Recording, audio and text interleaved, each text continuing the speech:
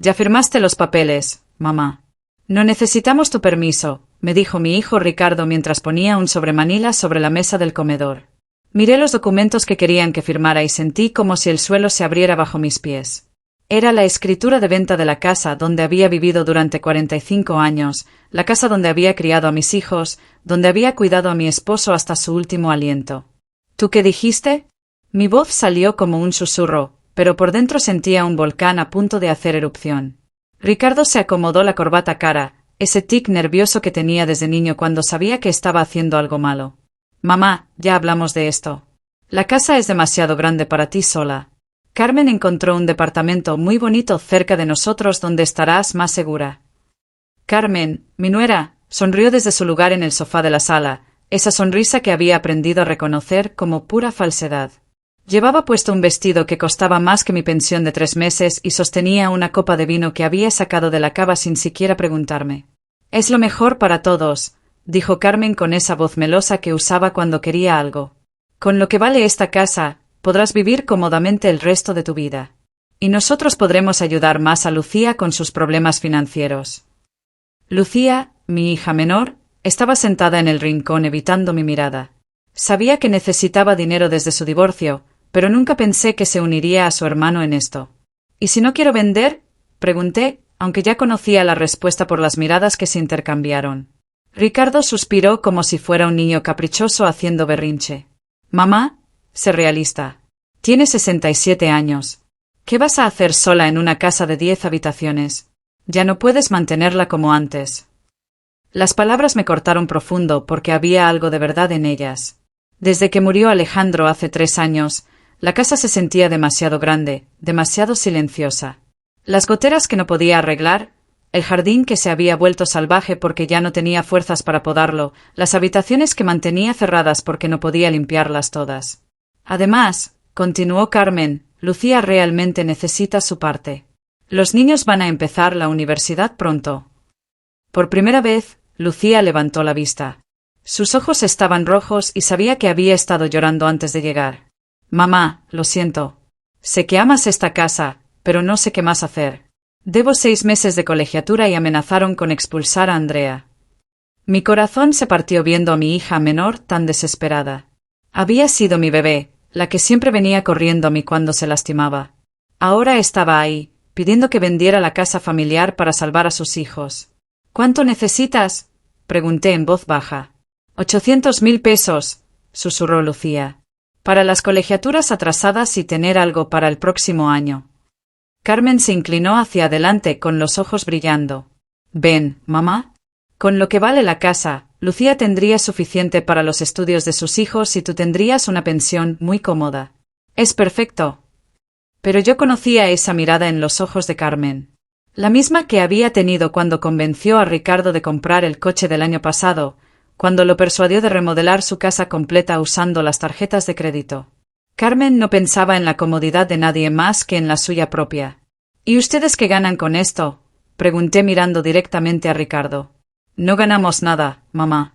Solo queremos lo mejor para ti. No me mientas, Ricardo. Te conozco desde que naciste. Un rubor subió por su cuello.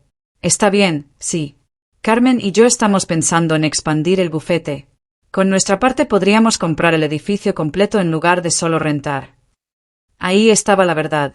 Ricardo quería comprar un edificio para impresionar a sus clientes. Carmen quería el estatus que venía con ser dueña de una firma de abogados importante. Y mi hija necesitaba dinero desesperadamente. ¿Y si digo que no? Pregunté. El silencio llenó la habitación como una nube tóxica. Finalmente, Ricardo habló con esa voz de abogado que usaba en los tribunales. Mamá, hablé con el doctor Herrera sobre tu salud mental. Le preocupa que vivas sola a tu edad. Si no puedes tomar decisiones racionales sobre tu bienestar, tal vez necesitemos explorar otras opciones legales. Las palabras me golpearon como un balde de agua helada. Mi propio hijo me estaba amenazando con declararme incompetente mentalmente si no firmaba los papeles. Ricardo Alejandro Montenegro, dije usando su nombre completo como cuando era niño y había hecho algo terrible. Me estás amenazando. Te estoy protegiendo, respondió, pero no podía sostener mi mirada. Carmen puso su mano sobre el brazo de Ricardo como si lo estuviera consolando. Isabel, sabemos que es difícil, pero tienes que confiar en nosotros. Somos tu familia. Familia. La palabra se sintió amarga en mi boca. Durante 3 años desde que murió Alejandro, había estado esperando que mis hijos vinieran a visitarme más seguido, que se preocuparan por mí, que me incluyeran en sus vidas. En cambio, aparecían solo cuando necesitaban algo. Necesito tiempo para pensarlo, dije finalmente. No hay tiempo, dijo Carmen rápidamente. El comprador quiere una respuesta esta semana o retira la oferta. ¿Qué comprador? Pregunté sorprendida. Ya pusieron la casa en venta. Ricardo se veía incómodo. Bueno, sabíamos que eventualmente estarías de acuerdo, entonces Carmen contactó a algunos agentes inmobiliarios para ver cuánto podríamos obtener. Sin preguntarme. Íbamos a preguntarte después de tener los números. Me levanté de la mesa sintiendo como si mis piernas fueran de gelatina. Quiero que se vayan de mi casa. Mamá, no seas dramática, dijo Ricardo. ¡Fuera! Grité con una fuerza que no sabía que tenía. Salgan de mi casa ahora mismo. Lucía comenzó a llorar. Mamá, por favor. No podemos irnos así. Necesitamos resolver esto. No tenemos nada que resolver. Esta es mi casa y no voy a firmar nada hasta que yo decida qué quiero hacer. Carmen se levantó con elegancia, alisando su vestido caro. Isabel, estás cometiendo un error. Somos lo único que tienes. Si nos alejas, vas a terminar sola en esta casa gigante hasta que te encuentren muerta después de días. Sus palabras eran crueles, pero lo que más dolía era que había una pizca de verdad en ellas. Desde que murió Alejandro, había días enteros donde no hablaba con nadie. Días donde se me olvidaba comer porque no tenía hambre. Noches donde me despertaba asustada por ruidos que probablemente eran solo la casa asentándose. Pero miré alrededor del comedor donde había servido miles de cenas familiares, donde había celebrado cada cumpleaños y cada Navidad durante 4 décadas. Las paredes tenían manchas de humedad y la pintura se estaba descascarando, pero cada imperfección contaba una historia. Esta casa no era solo ladrillos y cemento, era mi vida entera. Prefiero estar sola en mi casa que rodeada de gente que solo me ve como una fuente de dinero, dije. Ricardo recogió los papeles de la mesa. Mamá, tienes una semana para reconsiderar. Después de eso, vamos a proceder con o sin tu cooperación. ¿Cómo? Desafié. Tengo mis recursos, dijo con esa voz fría que nunca le había escuchado usar conmigo antes. Después de que se fueron, me senté en el silencio de la sala, rodeada de los fantasmas de momentos más felices. En el sofá donde Ricardo había aprendido a leer, donde Lucía había llorado su primera desilusión amorosa, donde Alejandro y yo habíamos planeado nuestros sueños para el futuro. La casa crujía a mi alrededor con esos sonidos familiares que Carmen encontraba espeluznantes. Para mí, eran como una canción de cuna. Cada crujido me recordaba que no estaba completamente sola, la casa misma era mi compañera. Pero mientras la luz de la tarde se desvanecía por las ventanas altas, no podía ignorar la realidad de mi situación. Ricardo era abogado. Si realmente quería declararme incompetente, probablemente podía hacerlo. Carmen era manipuladora y convincente. Y Lucía estaba desesperada. ¿Qué podía hacer yo, una viuda de 67 años, contra los 3? Esa noche no pude dormir. Caminé por la casa tocando las paredes, los muebles, las fotografías que documentaban una vida entera de recuerdos. En la cocina, preparé té en la tetera que había sido de mi madre, sentándome en la misma mesa donde había dado de desayunar a mis hijos antes de la escuela durante años. Fue entonces cuando mi mirada cayó sobre el retrato de Alejandro colgado cerca de la ventana. Mi esposo había sido un hombre meticuloso, un contador que guardaba todos los documentos importantes en un sistema que solo él entendía completamente. Después de su muerte, había ordenado algunos de sus papeles, pero muchas cosas permanecían en su estudio tal como las había dejado. Una idea comenzó a formarse en mi mente. Alejandro siempre decía que una casa no se puede vender sin las escrituras originales. Todos estos años había asumido que Ricardo, como abogado, tenía acceso a todos los documentos legales importantes.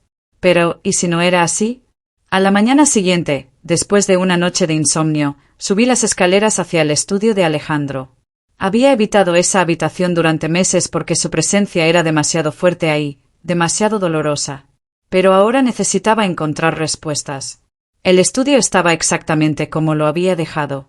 Su escritorio seguía cubierto con papeles de trabajo, su calendario aún marcaba el día que murió, Sus anteojos descansaban junto a un libro que nunca terminaría de leer.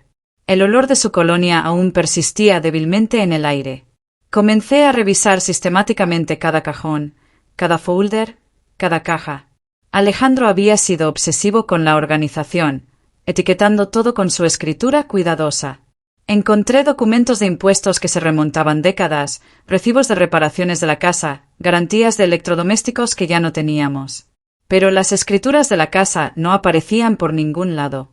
En el cajón más grande del escritorio encontré una carpeta marcada documentos legales importantes. Con las manos temblorosas, la abrí esperando encontrar lo que buscaba. En cambio, encontré algo que me dejó sin aliento. Había una carta con mi nombre escrita en la letra inconfundible de Alejandro. Una carta fechada solo 2 semanas antes de su muerte. Mi querida Isabel, comenzaba. Si estás leyendo esto, significa que ya no estoy contigo y que probablemente estás enfrentando presiones sobre la casa. Hay cosas que nunca te dije, secretos que guardé para protegerte, pero que ahora necesitas saber. Mi corazón comenzó a latir tan fuerte que podía escucharlo en mis oídos.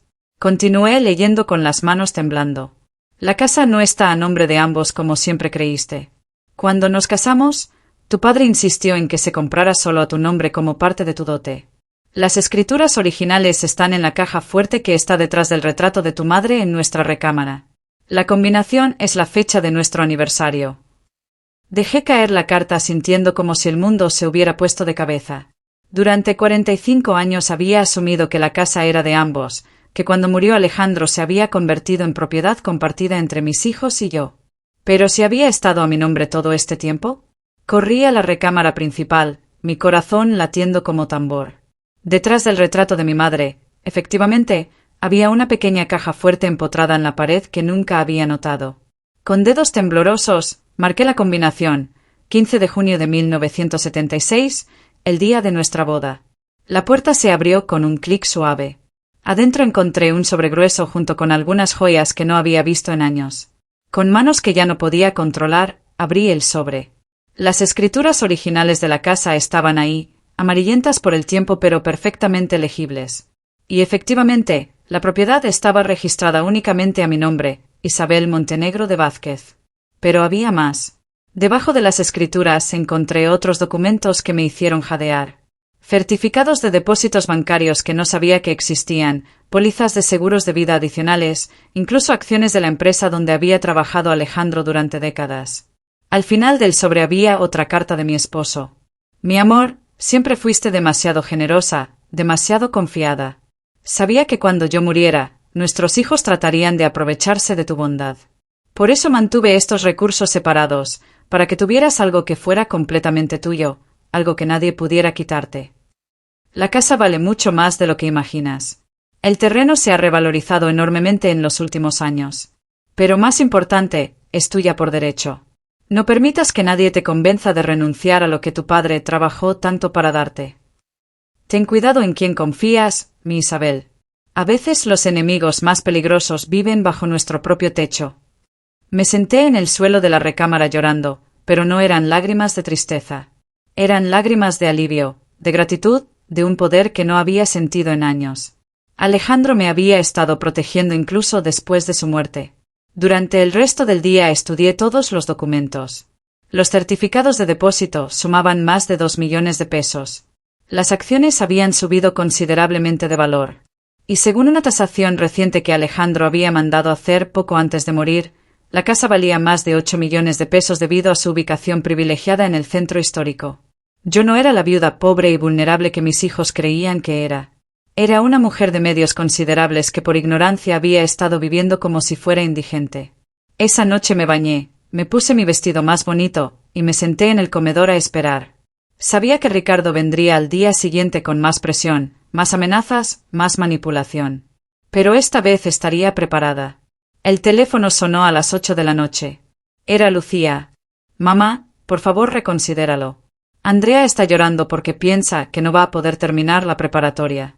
No sabes lo difícil que es para mí pedirte esto. ¿Por qué no me contaste antes sobre los problemas de dinero? Pregunté. Porque no quería preocuparte. Ya has pasado por mucho con la muerte de papá. Era típico de Lucía, siempre tratando de proteger a otros incluso cuando ella era la que necesitaba ayuda.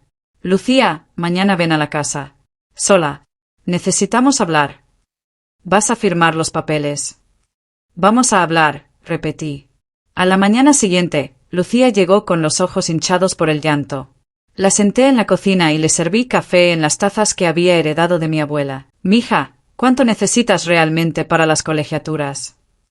Ya te dije, 800.000 pesos.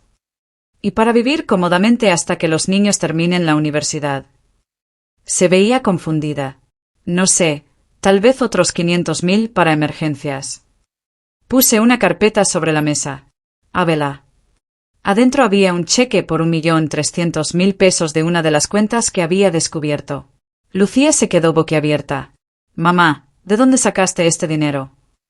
Tu padre me dejó más de lo que imaginaba. Esto es para ti y tus hijos. Pero hay una condición. ¿Cuál? Que nunca más te unas a Ricardo y Carmen en sus esquemas para quitarme mi casa. Las lágrimas comenzaron a rodar por sus mejillas. Mamá, yo no sabía que tenías dinero. Ricardo dijo que estabas en aprietos económicos, que necesitabas vender la casa para sobrevivir. Y tú le creíste sin preguntarme a mí. ¿Por qué? Porque él es abogado. Pensé que sabía más sobre estas cosas. Lucía, mírame. Esperé hasta que sus ojos se encontraran con los míos. Soy tu madre. La próxima vez que tengas problemas, vienes directamente conmigo. ¿Entendido? Asintió vigorosamente. Mamá, lo siento tanto. Nunca quise lastimarte. Estaba desesperada. Lo sé, mija. Por eso te estoy ayudando. Pero ahora necesito que me ayudes tú a mí. ¿Qué necesitas? Necesito que les digas a tu hermano y a Carmen que cambiaste de opinión sobre vender la casa. Que te diste cuenta de que está mal presionarme. ¿Pero qué van a decir cuando vean que de repente tengo dinero? Diles que conseguiste un préstamo de emergencia. O mejor aún, no les digas nada. No es asunto suyo. Esa tarde, después de que Lucía se fue con el cheque y una sonrisa que no había visto en meses, me preparé para la batalla real. Ricardo y Carmen aparecieron a las 5 en punto, como lo habían prometido. Mamá, esperamos que hayas reconsiderado, dijo Ricardo antes incluso de sentarse. Sí, he reconsiderado, dije calmadamente. Y mi respuesta es no. Carmen resopló.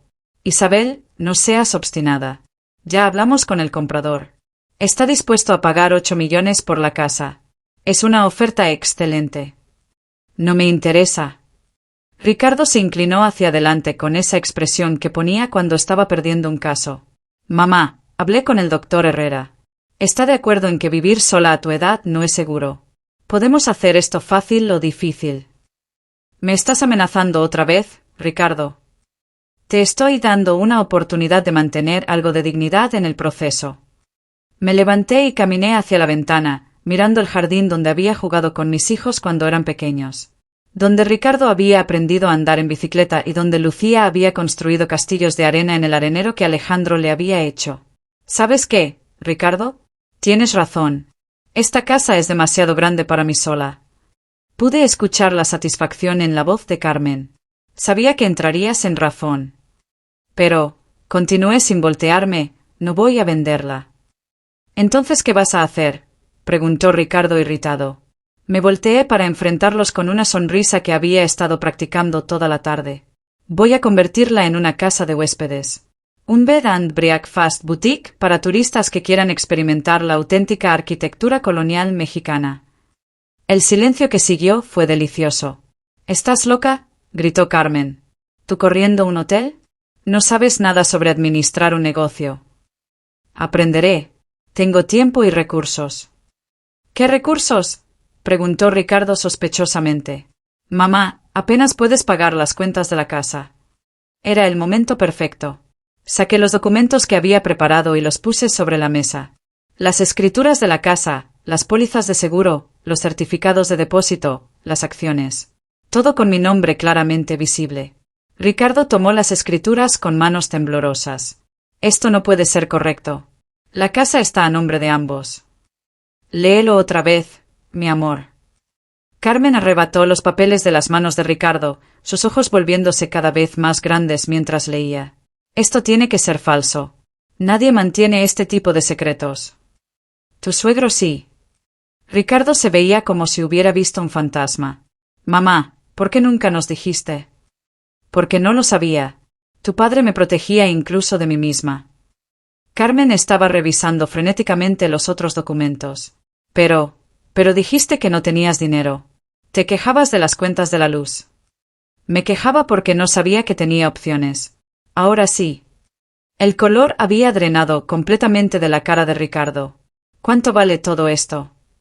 Suficiente para vivir cómodamente el resto de mi vida sin depender de nadie. Carmen se levantó tan rápido que su silla se cayó hacia atrás. Esto es ridículo. Una mujer de tu edad no puede manejar tanto dinero sola. Vas a ser víctima de estafadores. Como ustedes dos, por ejemplo. La pregunta colgó en el aire como humo tóxico. Ricardo no podía sostener mi mirada y Carmen se veía como si quisiera golpear algo. No somos estafadores, murmuró Ricardo. Somos tu familia. La familia no amenaza con declarar a sus seres queridos incompetentes para robarles su patrimonio. No íbamos a robarte nada, protestó Carmen. Íbamos a invertir el dinero sabiamente. En el edificio para el bufete de Ricardo. Eso habría beneficiado a toda la familia. Incluyéndome a mí. Carmen abrió la boca para responder, pero no salió ningún sonido. Exactamente, dije. Ahora, si me disculpan, tengo una llamada que hacer. ¿A quién vas a llamar?, preguntó Ricardo nerviosamente. Al arquitecto que va a ayudarme a remodelar esta casa. Y tal vez al abogado que va a asegurarme que nadie trate de declarar incompetente a una mujer perfectamente cuerda que acaba de descubrir que es más rica de lo que pensaba. Pude ver el pánico en los ojos de Ricardo. Como abogado, sabía exactamente cuán débil sería cualquier caso de incompetencia mental contra una mujer que acababa de demostrar ser muy astuta financieramente. Mamá, no tiene que ser así, dijo con voz suplicante. Podemos trabajar juntos. Pudimos haber trabajado juntos si hubieras venido a mí con respeto en lugar de amenazas. Si hubieras preguntado en lugar de asumir. Si hubieras tratado de incluirme en lugar de manipularme. Carmen recogió su bolsa con movimientos bruscos. Ricardo, vámonos. Tu madre claramente ha perdido la razón. Al contrario, dije calmadamente. Creo que finalmente la he encontrado. Después de que se fueron, me senté en la sala sintiendo algo que no había experimentado desde antes de que muriera Alejandro. Me sentía poderosa. Por primera vez en años, tenía control sobre mi propia vida. El teléfono sonó 1 hora después. Era Lucía. Mamá, Ricardo me acaba de llamar gritando sobre dinero secreto y hoteles. ¿Qué pasó? Le conté todo. Sobre los documentos, sobre las amenazas de Ricardo, sobre mis planes para la casa. Mamá, esto es increíble. Papá realmente te cuidó hasta el final. Sí, lo hizo. Y ahora voy a honrar su memoria viviendo la vida que él quería que tuviera. ¿Necesitas ayuda con el hotel? Sé algo sobre marketing y redes sociales. ¿Estarías dispuesta? Mamá, después de lo que hiciste por mí hoy, haría cualquier cosa por ti. Esa noche dormí mejor de lo que había dormido en años. Soñé con la casa llena de vida otra vez, con huéspedes de todo el mundo disfrutando de la belleza que Alejandro y yo habíamos creado juntos. Soñé con jardineros cuidando las plantas, con cocineros preparando desayunos deliciosos en mi cocina, con risas llenando las habitaciones que habían estado vacías demasiado tiempo. Pero más que nada, soñé con la expresión en la cara de Carmen cuando se diera cuenta de que la vieja tonta que había pensado manipular era en realidad una mujer de negocios en potencia que acababa de ganar la partida más importante de su vida. Mi transformación apenas había comenzado. La guerra había comenzado oficialmente 1 semana después de mi confrontación con Ricardo y Carmen. El timbre sonó a las 7 de la mañana, despertándome de un sueño profundo. Cuando abrí la puerta, me encontré con un hombre trajeado que me entregó un sobre oficial. ¿Isabel Montenegro de Vázquez?, preguntó con voz aburrida. Sí, soy yo. Está siendo citada a comparecer ante un tribunal para una evaluación de competencia mental. Buenos días. Y se fue, dejándome parada en mi bata con los papeles temblando en mis manos. Ricardo había cumplido su amenaza. Mi propio hijo me estaba llevando a juicio para declararme mentalmente incompetente. Leí los documentos con creciente incredulidad. Según la demanda, Presentada por familiares preocupados, yo mostraba signos de deterioro cognitivo severo y toma de decisiones irracionales que ponían en peligro mi bienestar financiero. Como evidencia citaban mi negativa irracional a vender una propiedad que no podía mantener y mis planes fantasiosos de operar un negocio hotelero a una edad avanzada. El teléfono sonó antes de que pudiera terminar de leer todo. «Mamá, soy Lucía. Acabo de recibir una llamada horrible de Ricardo. Es cierto que te está demandando. Acabo de recibir los papeles. Esto es monstruoso. ¿Cómo puede hacer esto? Porque piensa que puede intimidarme para que haga lo que él quiere. ¿Necesitas un abogado? Puedo ayudarte a pagar uno». La ironía me hizo sonreír a pesar de la situación. Mi hija ofrecía pagarme un abogado con el dinero que yo le había dado. «No te preocupes, mija. Voy a manejar esto». Pero después de colgar, admití para mí misma que estaba asustada. Ricardo conocía el sistema legal mejor que yo. Tenía conexiones, recursos, experiencia. ¿Qué tenía yo además de la verdad? Decidí comenzar por llamar al doctor Herrera, cuyo nombre aparecía en los documentos como testigo de mi supuesto deterioro mental. «Doctor, habla Isabel Vázquez. Veo que mi hijo habló con usted sobre mi salud mental». Hubo una pausa incómoda. «Señora Vázquez, debo decirle que me siento muy incómodo con esta situación». Ricardo me hizo preguntas muy específicas sobre los riesgos de que las personas mayores vivan solas, pero nunca mencionó que estaba considerando acciones legales. Le dijo que yo mostraba signos de demencia o deterioro cognitivo. «Absolutamente no. Usted ha estado en mi consulta solo 3 veces desde la muerte de su esposo, y cada vez ha estado perfectamente lúcida y orientada. Si necesita que testifique en su favor, lo haré». Ese fue mi primer rayo de esperanza. Mi segundo vino de una fuente inesperada. Esa tarde, mientras estaba revisando más de los papeles de Alejandro buscando cualquier cosa que pudiera ayudarme, encontré una tarjeta de presentación vieja en uno de sus libros.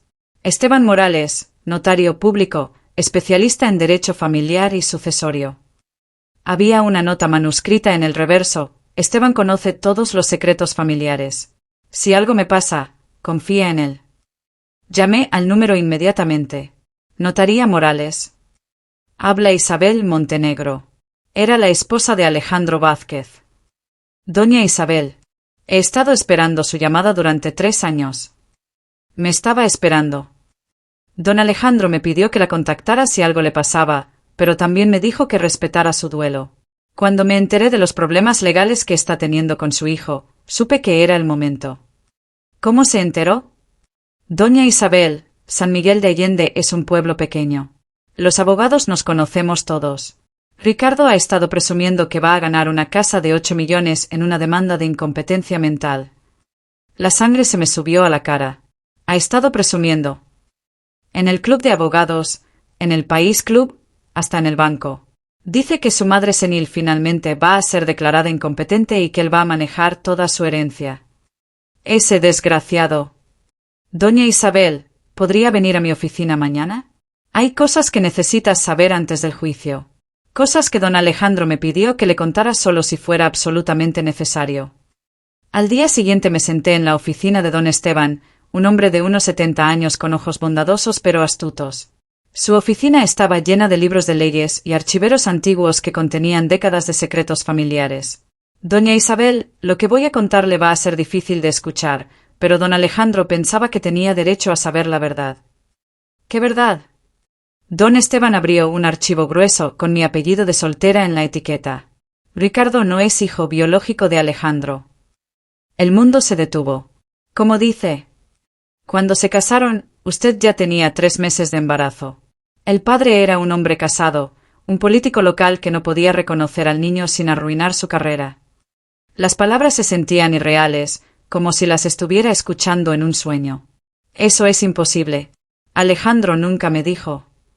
Porque él la amaba y quería protegerla. Para él, Ricardo era su hijo en todos los sentidos que importaban. Pero legalmente, Ricardo no tiene derecho a nada de la herencia de Alejandro. ¿Por qué me está diciendo esto ahora? Porque Ricardo está tratando de robarle usando las leyes de herencia familiar. Pero si no es legalmente hijo de Alejandro, no tiene ningún derecho a cuestionar sus decisiones sobre la propiedad que usted heredó de su propio padre. Me senté en silencio por largos minutos, procesando esta información devastadora.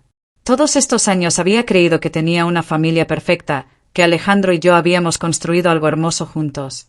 Ahora descubría que nuestra vida entera había sido construida sobre un secreto. ¿Lucía también? No, Lucía es hija biológica de ambos. Solo Ricardo. El propio Ricardo lo sabe. No lo creemos. Alejandro nunca quiso que se enterara menos que fuera absolutamente necesario. Pero, ¿por qué Alejandro guardó esta información? ¿Por qué no destruyó los documentos? Don Esteban sonrió tristemente. Porque conocía a Ricardo mejor de lo que Ricardo se conocía a sí mismo. Alejandro me dijo, si algún día Ricardo trata de lastimar a Isabel usando la ley, ella va a necesitar todas las armas legales posibles para defenderse. Salí de la oficina del notario sintiendo como si hubiera vivido 3 vidas diferentes en el espacio de 1 hora. La vida donde era una madre ignorante con un hijo abogado exitoso. La vida donde era una viuda rica con recursos para defenderse. Y ahora esta nueva vida donde era una mujer que había sido protegida por 2 hombres diferentes de maneras que nunca había imaginado. Esa noche no pude dormir. Caminé por la casa pensando en Ricardo niño, el niño que había enseñado a caminar, a leer, a andar en bicicleta. El niño que había consolado cuando tenía pesadillas, que había celebrado cuando se graduó de la universidad y luego de la escuela de leyes. ¿Importaba que no fuera hijo biológico de Alejandro? Para mí, seguía siendo mi hijo. Pero aparentemente para él, yo era solo un obstáculo entre él y una herencia que sentía que merecía. La ironía era dolorosa. Ricardo estaba tratando de usar su estatus como heredero legítimo para controlar mi vida, sin saber que legalmente no tenía ningún derecho sobre nada de lo que había pertenecido a Alejandro. Al día siguiente comencé a trabajar en mi defensa con una energía que no había sentido en años. Primero, contraté al mejor abogado de familia en San Miguel de Allende, un hombre llamado Gustavo Mendoza que tenía fama de nunca perder un caso de competencia mental. Señora Vázquez, me dijo después de revisar todos mis documentos, este es uno de los casos más débiles de incompetencia mental que he visto. Su hijo está esencialmente argumentando que porque usted no quiere hacer lo que él quiere, debe estar loca. ¿Qué tan difícil será ganar? Con la evidencia que tenemos, su solidez financiera, la documentación médica, el testimonio del doctor Herrera, diría que es imposible que pierda. Pero hay algo más que podemos hacer para asegurar que Ricardo nunca más la moleste. ¿Qué? Podemos revelar la verdad sobre su paternidad. Eso eliminaría cualquier base legal que tenga para cuestionar sus decisiones sobre la herencia de su esposo. No sé si estoy lista para eso. Piénselo, porque tengo la sensación de que incluso si ganamos este caso, Ricardo va a intentar algo más. Los hombres como él no se rinden fácilmente cuando ven tanto dinero en juego. Tenía razón. Durante las siguientes 2 semanas, antes del juicio, Ricardo intensificó su campaña. Comenzó a decirle a la gente en el pueblo que yo estaba perdiendo la razón, que tenía alucinaciones sobre dinero que no existía, que mis planes fantasiosos de abrir un hotel eran evidencia clara de demencia. Lo peor fue cuando interceptó a algunos de mis vecinos y amigos, llenándoles la cabeza con preocupaciones sobre mi bienestar. Doña Carmen, mi vecina de toda la vida, vino a visitarme con lágrimas en los ojos. Isabel, mija, tu hijo está muy preocupado por ti. Dice que has estado gastando dinero que no tienes, que estás planeando cosas que no puedes manejar. ¿Y tú qué piensas, Carmen? ¿Parezco loca? Me estudió cuidadosamente. No, te ves mejor que en los últimos 3 años. Más animada, más segura. Pero Ricardo es abogado.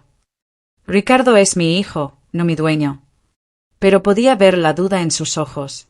Ricardo estaba sembrando exactamente el tipo de incertidumbre que necesitaba para su caso. Fue entonces cuando tomé una decisión que cambiaría todo. Llamé a una compañía de construcción y pedí que empezaran inmediatamente las renovaciones para convertir la casa en hotel boutique. Si Ricardo quería decirle a la gente que yo estaba loca por planear abrir un negocio, entonces le daría algo real de qué hablar. También llamé a una empresa de relaciones públicas en la Ciudad de México. Quiero que hagan un documental sobre mi historia, les dije. Una mujer de 67 años que descubre que su esposo la dejó rica y decide abrir un hotel boutique, mientras su propio hijo trata de declararla loca para robar su herencia. ¿Estás segura de que quiere hacer esto público?, preguntó la productora.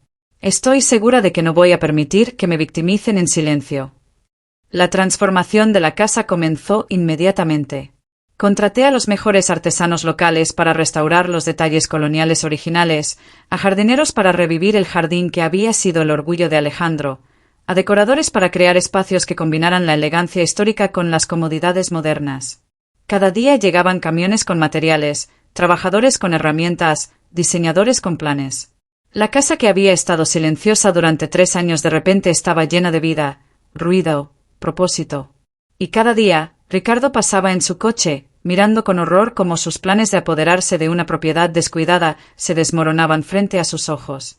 Una mañana me encontré con él en la entrada de la casa. Había salido de su coche y estaba parado mirando a los trabajadores que instalaban un hermoso letrero de hierro forjado que decía Casa Colonial Montenegro, Hotel Boutique. «Mamá, ¿qué demonios estás haciendo?» «Buenos días a ti también, Ricardo.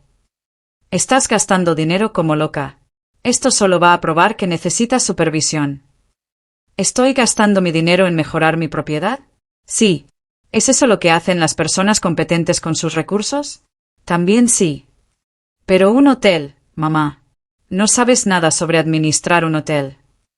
Tampoco sabía nada sobre ser viuda a los 64 años, pero aprendí. No sabía nada sobre manejar las finanzas de la casa después de que murió tu padre, pero aprendí. ¿Por qué crees que no puedo aprender esto también? Porque es ridículo. Eres una mujer mayor. Soy una mujer mayor con recursos, determinación y, aparentemente, más agallas que su hijo abogado. Los trabajadores habían dejado de trabajar y nos estaban mirando. Ricardo se dio cuenta de que estaba haciendo una escena frente a testigos.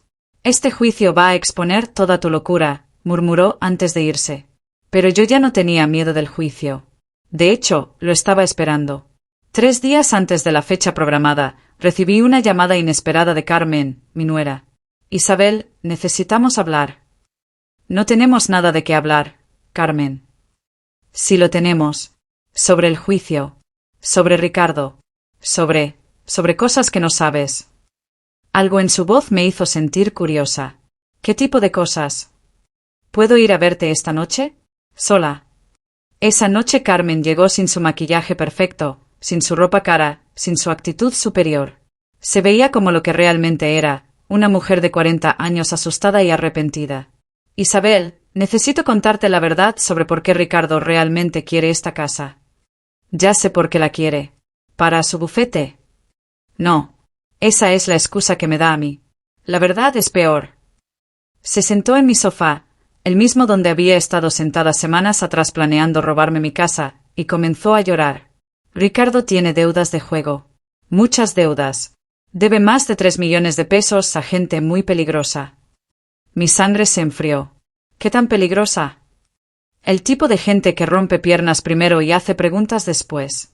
Me amenazaron a mí también. Dijeron que si Ricardo no paga pronto, van a ir por toda la familia. «¿Por qué me estás contando esto ahora?» «Porque me di cuenta de que si gana el juicio y te quita la casa, no va a usar el dinero para expandir el bufete. Va a usarlo para pagar sus deudas de juego. Y después probablemente va a apostar más y va a perder todo otra vez». «¿Y por qué debería importarme?» Carmen levantó la vista con ojos suplicantes. «Porque sigues siendo tu hijo. Y porque si esos hombres no reciben su dinero, van a venir por ti también. Piensan que tienes recursos ahora». La situación se había vuelto mucho más compleja de lo que había imaginado. No era solo una pelea familiar sobre dinero. Era una situación que podía volverse peligrosa para todos. «¿Cuánto tiempo tiene?» 2 semanas después del juicio. Si no paga, van a actuar. Esa noche me senté en la oscuridad de mi sala, rodeada por el sonido de los trabajadores de construcción que habían estado trabajando hasta tarde, pensando en la ironía de la situación. Había pasado de ser una víctima a ser una mujer poderosa, solo para descubrir que mi hijo era ahora la víctima de sus propias decisiones estúpidas. ¿Qué hace una madre en esa situación? ¿Salvas al hijo que trató de destruirte? ¿O lo dejas enfrentar las consecuencias de sus acciones? La respuesta vino a mí mientras miraba la foto de Alejandro en la mesa lateral. Él había protegido a Ricardo toda su vida, incluso después de su muerte, manteniendo el secreto de su paternidad. Había protegido nuestro matrimonio, había protegido mi futuro, había protegido a nuestra familia de maneras que yo ni siquiera había imaginado. Ahora me tocaba a mí decidir qué tipo de protección merecía Ricardo. Y qué precio estaba dispuesta a pagar por ella. Al día siguiente llamé a don Esteban. Don Esteban, necesito que prepare algunos documentos adicionales para el juicio. Y necesito que investigue algunas cosas sobre las actividades recientes de Ricardo. ¿Qué tipo de actividades? Sus deudas de juego. Sus acreedores. ¿Qué tan en peligro está realmente nuestra familia? Puedo hacer esas investigaciones. ¿Pero por qué? Porque voy a terminar esta guerra de una vez por todas. Pero necesito saber exactamente con qué estoy lidiando antes de decidir mi estrategia final. El juicio estaba programado para el lunes siguiente. Para entonces, tendría toda la información que necesitaba para tomar la decisión más importante de mi vida. ¿Salvaría a Ricardo de las consecuencias de sus acciones? ¿O permitiría que el hijo que había tratado de destruirme enfrentara solo a los peligros que había creado? La respuesta cambiaría nuestras vidas para siempre. La investigación de don Esteban reveló la verdadera magnitud del problema de Ricardo. Sus deudas no eran solo de juego ocasional. Era un adicto que había estado perdiendo dinero sistemáticamente durante 2 años. Los prestamistas no eran simples agiotistas locales, sino parte de una red de lavado de dinero que usaba las deudas de juego para controlar a profesionales prominentes. Doña Isabel, me dijo don Esteban durante nuestra reunión final antes del juicio, su hijo debe 3.400.000 pesos. Los intereses están corriendo a 500.000 pesos mensuales. Si no paga en 2 semanas, van a empezar a cobrar usando métodos que no queremos imaginar. ¿Tienen fotos?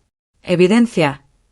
Tengo grabaciones de Ricardo suplicando por más tiempo, vídeos de él en los casinos, registros bancarios que muestran que ha estado retirando dinero de las cuentas del bufete para apostar.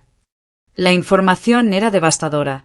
Mi hijo no solo era un ludópata, era un ladrón que había estado robando dinero de sus propios clientes para financiar su adicción. ¿Sus clientes saben?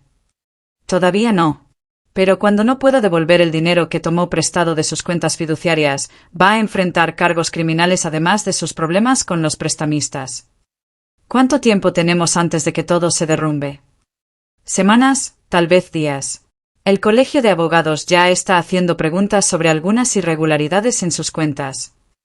Esa noche me senté con todos los documentos esparcidos sobre la mesa del comedor. Las escrituras de mi casa, los certificados de depósito, las pólizas de seguros, las pruebas de ADN que confirmaban que Ricardo no era hijo biológico de Alejandro, las grabaciones que lo mostraban como un ludópata desesperado. Tenía suficiente munición para destruir completamente a Ricardo en el juicio.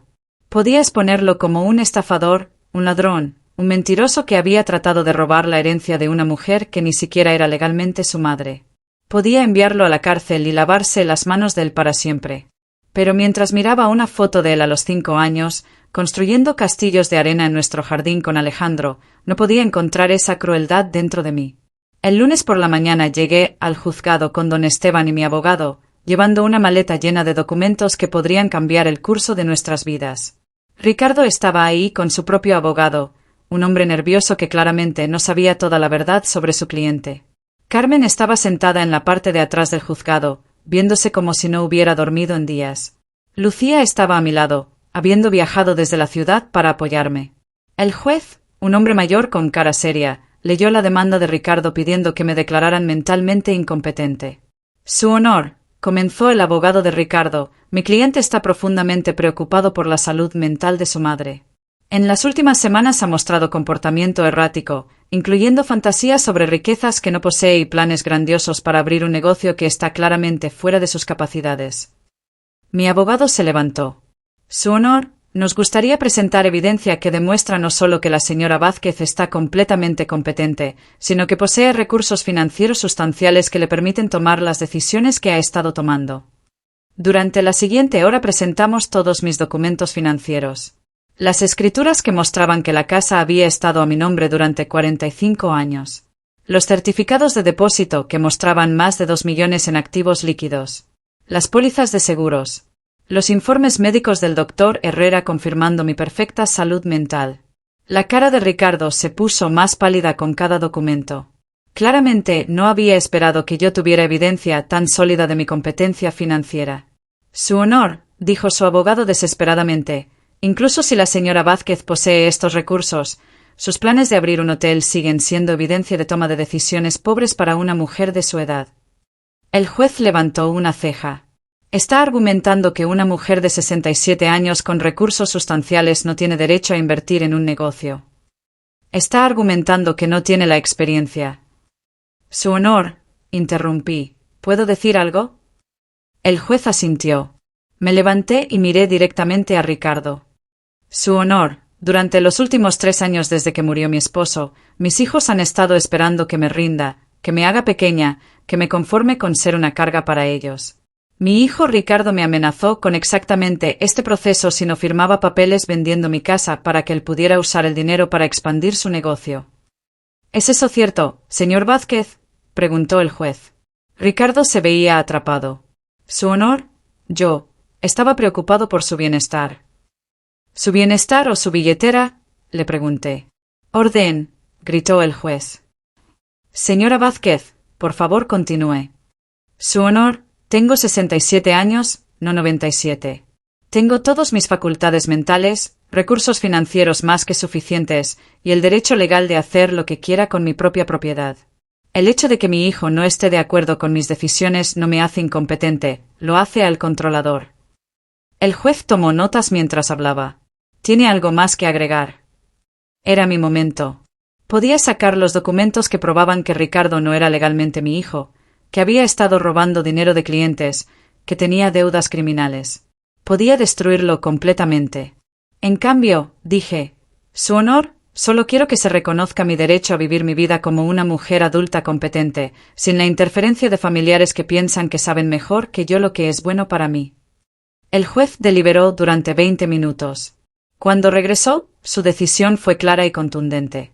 Después de revisar toda la evidencia presentada, este tribunal encuentra que la señora Isabel Montenegro de Vázquez está completamente competente mental y financieramente. La demanda del señor Ricardo Vázquez es denegada en su totalidad.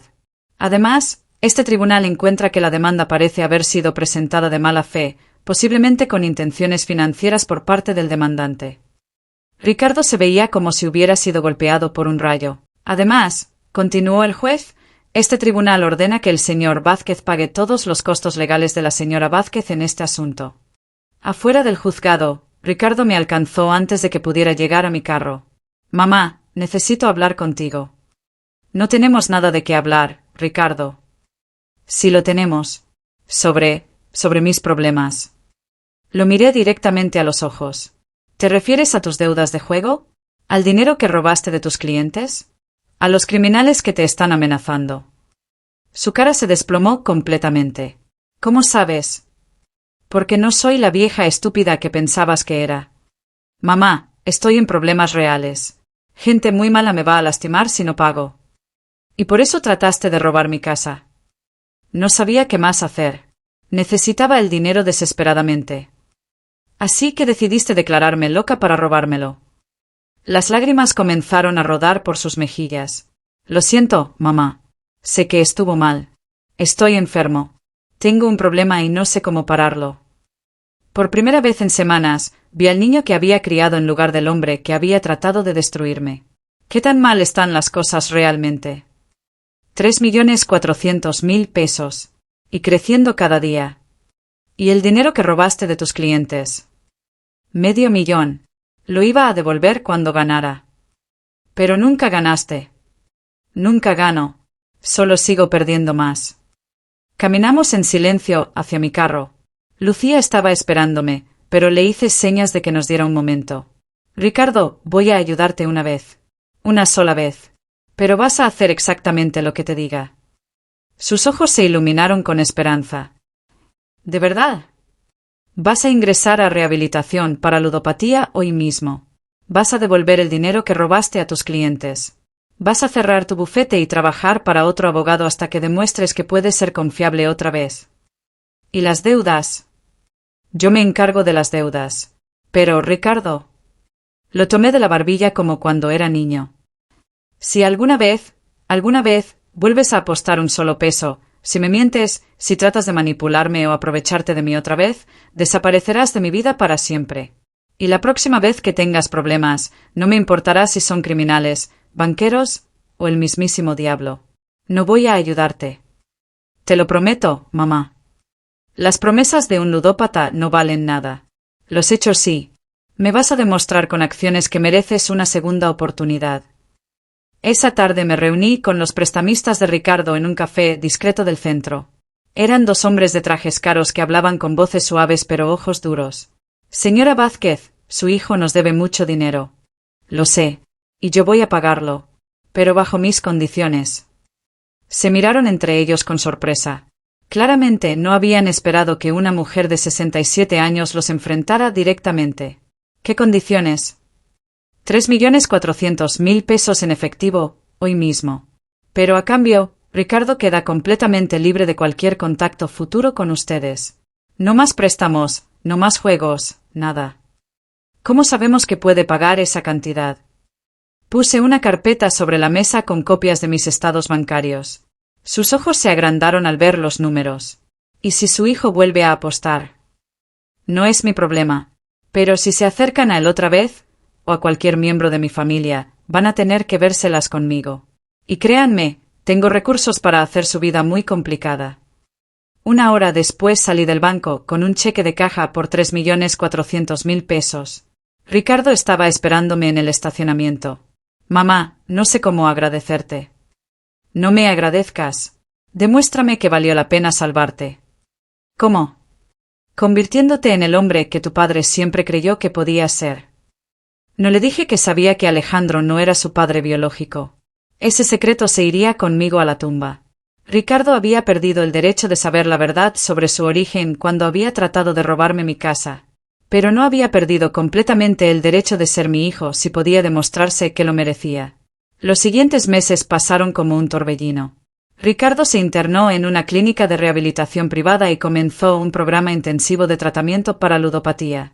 Cerró su bufete y aceptó un trabajo como abogado asociado en una firma respetable, con salario fijo y supervisión estricta de sus finanzas.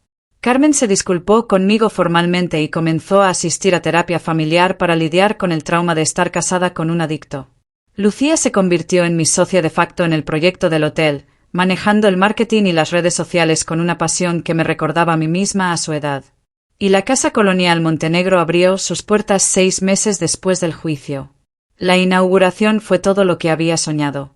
Huéspedes de todo el mundo llegaron para experimentar la auténtica hospitalidad mexicana en una casa colonial perfectamente restaurada.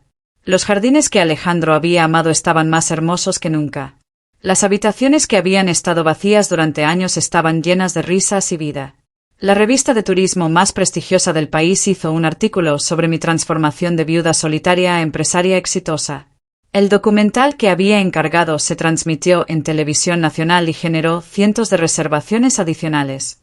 Pero el momento que más significó para mí fue 3 meses después de la inauguración, cuando Ricardo vino a visitarme. Se veía diferente. Más delgado, más sereno, más parecido al niño que había criado que al hombre desesperado que había tratado de robarme. Mamá, quiero pedirte perdón. No una disculpa rápida, sino un perdón real por todo lo que te hice pasar. ¿Cómo van las cosas en rehabilitación? Difíciles. Algunos días siento que voy a volverme loco sin poder apostar.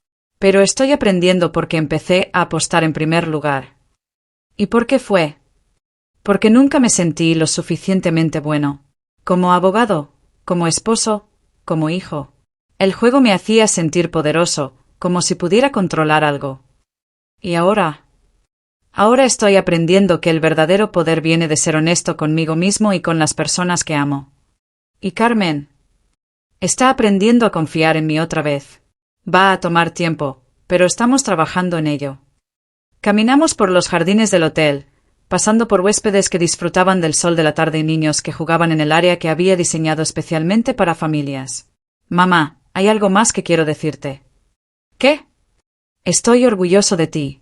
Lo que hiciste, la manera en que luchaste por ti misma, cómo convertiste esta casa en algo hermoso, estoy orgulloso de ser tu hijo. Las lágrimas llegaron sin advertencia. Durante tantos años había esperado escuchar esas palabras de él. Y yo estoy orgullosa del hombre en que te estás convirtiendo. ¿Crees que papá estaría orgulloso también? Miré hacia el cielo, donde las primeras estrellas comenzaban a aparecer. Tu padre siempre estuvo orgulloso de ti, Ricardo. Incluso cuando cometías errores, incluso cuando lo decepcionabas. Su amor nunca cambió. ¿Y el tuyo? Un hijo puede romper el corazón de su madre 1000 veces, pero nunca puede romper su amor. El amor de una madre no es condicional. Esa noche, después de que Ricardo se fue, me senté en mi habitación privada en el tercer piso de la casa, escuchando los sonidos suaves de mis huéspedes disfrutando de su estancia. Una pareja francesa estaba cenando en la terraza, riéndose de algo en su idioma musical. Una familia americana estaba jugando cartas en la biblioteca. Un escritor mexicano estaba trabajando en su novela en el jardín, inspirado por la tranquilidad del lugar. Mi casa estaba viva otra vez, pero de una manera diferente a como había estado cuando criaba a mis hijos. Ahora estaba llena del tipo de vida que yo había elegido crear, no la que las circunstancias me habían impuesto. Abrí mi laptop y comencé a escribir en el blog que Lucía había creado para el hotel. Hace un año era una viuda de 67 años que vivía sola en una casa demasiado grande, sintiéndose invisible e irrelevante. Hoy soy la propietaria de un hotel exitoso, una mujer de negocios, una madre que aprendió a poner límites y una viuda que redescubrió que su vida no terminó cuando murió su esposo. La diferencia no fue la herencia que descubrí, aunque ciertamente ayudó. La diferencia fue decidir que merecía más de la vida que la resignación ni la autocompasión. Que a los 67 años todavía podía reinventarme, seguir creciendo, seguir soñando. A todas las mujeres que piensan que sus mejores años han pasado, les digo, están equivocadas. Nuestros mejores años son los que elegimos hacer mejores. Publiqué la entrada del blog y cerré la laptop. En la mesa junto a mi cama estaba la última carta que Alejandro me había dejado, la que había encontrado la semana pasada en sus libros de contabilidad. Mi querida Isabel, si estás leyendo esto, significa que finalmente encontraste el valor para reclamar la vida que mereces. Siempre fuiste más fuerte de lo que creías, más inteligente de lo que sabías, más valiosa de lo que te permitiste creer. Viví mi vida entera tratando de protegerte del mundo, pero me di cuenta demasiado tarde que lo que realmente necesitabas no era mi protección, sino tu propia libertad para ser quien realmente eres. Sé magnífica, mi amor. Sé libre. Sé todo lo que siempre supe que podía ser. Para siempre tuyo. Alejandro. Miré por la ventana hacia el jardín iluminado por la luna, donde las fuentes que había mandado instalar creaban música suave con el sonido del agua corriendo. Más allá del jardín, las luces de San Miguel de Allende brillaban como estrellas caídas. Había comenzado este año como Esperanza la víctima. Había terminado como Isabel la superviviente. Pero más importante, había aprendido que nunca es demasiado tarde para convertirte en la protagonista de tu propia historia. Mi teléfono vibró con una notificación. Era una reservación de último minuto de una mujer de Chicago que había leído mi blog. Estimada señora Montenegro, decía el mensaje, soy una viuda de 62 años que acaba de leer su historia. Necesito desesperadamente algo de su valentía. ¿Podría reservar una habitación para la próxima semana? Necesito un lugar donde poder recordar quién solía ser antes de que la vida me hiciera pequeña. Sonreí mientras escribía mi respuesta. Querida huésped, será un honor recibirla. Traiga solo su equipaje y su disposición para redescubrirse. Nosotras nos encargamos del resto. Había encontrado mi verdadero propósito. No solo crear un hotel hermoso, sino crear un refugio para mujeres como yo, mujeres que necesitaban un lugar seguro para recordar su propio valor. Al día siguiente comenzaría una nueva semana, con nuevos huéspedes, nuevas historias, nuevas oportunidades para demostrar que la vida después de los 60 puede ser la más emocionante de todas. Pero esta noche, me quedé dormida en mi cama en la casa que había salvado, rodeada por los sonidos de la vida que había elegido crear, sabiendo que Alejandro tenía razón. Finalmente era magnífica.